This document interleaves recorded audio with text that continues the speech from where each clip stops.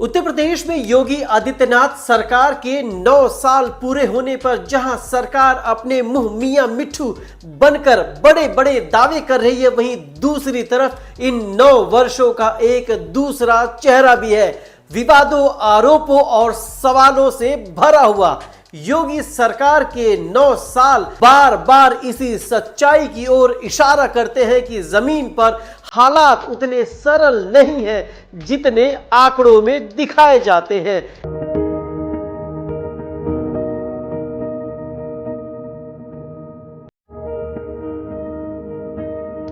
इन 9 सालों में कई ऐसी घटनाएं सामने आई जिन्होंने न सिर्फ उत्तर प्रदेश की छवि को झटका दिया है, बल्कि सरकार की कार्यप्रणाली, संवेदनशीलता और कानून व्यवस्था पर भी गंभीर सवाल खड़े किए हैं। 9 इयर्स ऑफ योगी गवर्नमेंट सिर्फ विकास की कहानी नहीं, बल्कि विवादों, आरोपों और सिस्टम की नाकामियों का भी एक लंबा रिकॉर्ड है। योगी के कार्यकाल में यूपी में इन 9 सालों में राम राज्य तो नहीं आया, लेकिन सरकार पर कलंक जरूर लगे हैं। आइए जानते हैं योगी सरकार के 9 साल और उनके 9 कलंक। आपको याद होगा हाथरस कांड, जहां इंसाफ से ज्यादा सिस्टम पर सवाल उठे। आधी रात में अंतिम संस्कार, क्या यह संवेदनशील प्रशासन था या फिर सच्चाई दबाने की कोशिश? लखीमपुर खीरी कांड, जहां सत्ता रसूखदारों पर किसानों को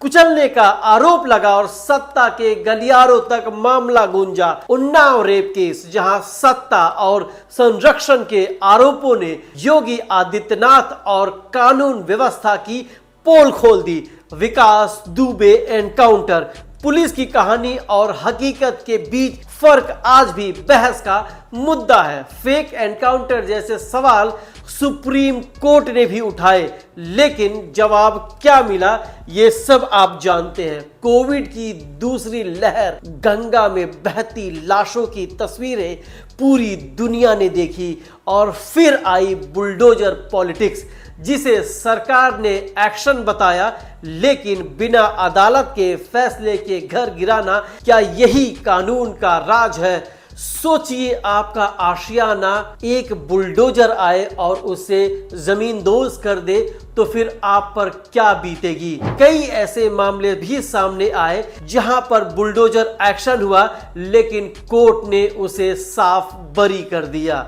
योगी सरकार कहती है कि अब यूपी में दंगा नहीं, सब चंगा है।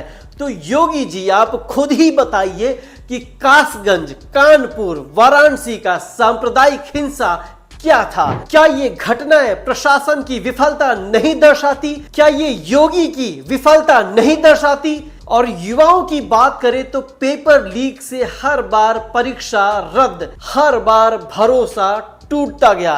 सबसे ताजा विवाद शंकराचार्य अविमुक्तेश्वरानंद मामला, जहां संत समाज तक नाराज दिखा।